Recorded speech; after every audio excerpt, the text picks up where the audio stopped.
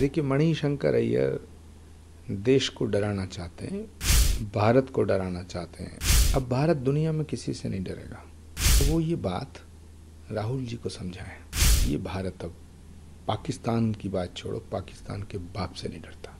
कांग्रेस के किसी भी नेता पे देश यकीन ही नहीं करता। देखिए, मणिशंकर अय्यर देश को डराना चाहते हैं, भारत को डराना चाहते हैं, उस भारत को डराना चाहते हैं जिसका नेतृत्व एक निडर और निर्भीक नेता नरेंद्र मोदी जी के हाथ में है। अब भारत दुनिया में किसी से नहीं डरेगा। मणिशंकर अय्यर जी को मैं एक सलाह देना चाहता हूं कि वो ये बात राहुल जी को समझाएं। हो सकता है उन पर कुछ असर हो जाए, लेकिन जिस भारत का प्रधानमंत्री नरेंद्र मोदी है, ये भारत अब पाकिस्तान की बात छोड़ो, पाकिस्तान के बाप से नहीं डरता। सर, कांग्रेस के एक उम्मीदवार हैं, उन्होंने कहा है रतलाम से कि अगर कांग्रेस की सरकार केंद्र में आती है तो हर महिला को 1 लाख रुपये दिया जाएगा और जिसकी 2 बीवी हैं उनको 2 लाख रुपये। कांग्रेस के किसी भी नेता पे देश यकीन ही नहीं करता। ये अगर ये भी कहते हैं कि हर महिला को 1 करोड़ रुपया दिया जाएगा, तो अभी देश की महिलाएं अब यकीन करने को तैयार नहीं है।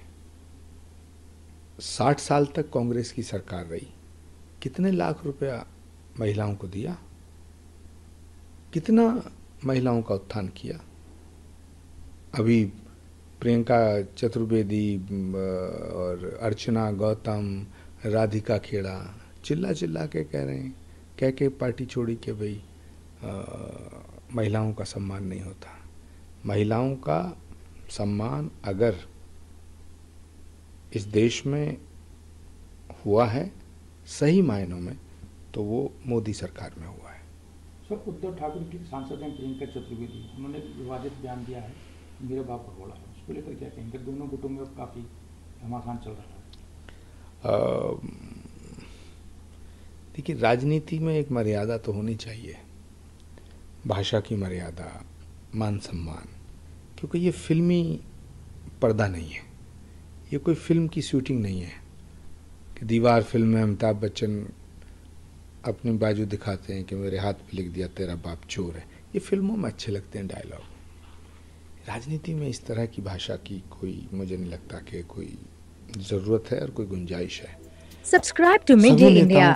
Get direct notifications on all our videos by clicking on the bell icon. चुनाव में कभी भी एक दूसरे पर टिप्पणी नहीं की जाती थी, लेकिन इस बार के चुनाव में देखा जा रहा है कि व्यक्ति विशेष पर भी टिप्पणी की जा रही है। विपक्ष पागल हो गया है।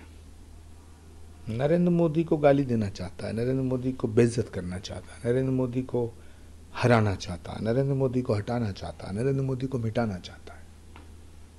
उनकी चाहत मुझे नहीं लगता कभी पूरी होगी। विपक्ष नरेंद्र मोदी से इतना नफरत करता है कि बस हर मर्यादा तार तार हो रही है। Subscribe to Midday India. Get direct notifications on all our videos by clicking on the bell icon.